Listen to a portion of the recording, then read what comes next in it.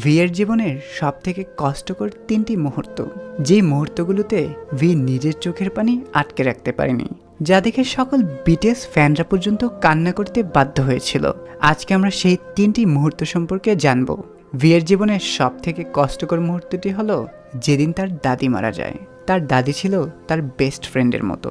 তিনি ভিকে টিভিতে দেখতে চাইতেন, কিন্তু ভি সফল হওয়ার আগেই তিনি পৃথিবী ছেড়ে চলে যান।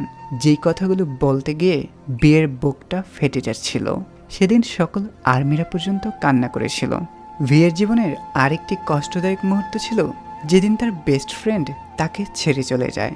সে এটি কোনোভাবেই মানতে পারছিল না। আসলে বেস্ট ফ্রেন্ডকে যে হারিয়েছে সেই এই কষ্টটা অনুভব করতে পারবে।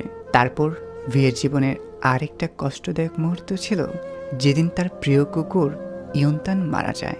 সেদিন ভি চুপচাপ হয়ে পড়েন। ইয়ন্তানের মৃত্যুতে সে ভীষণ ভেঙে পড়েন।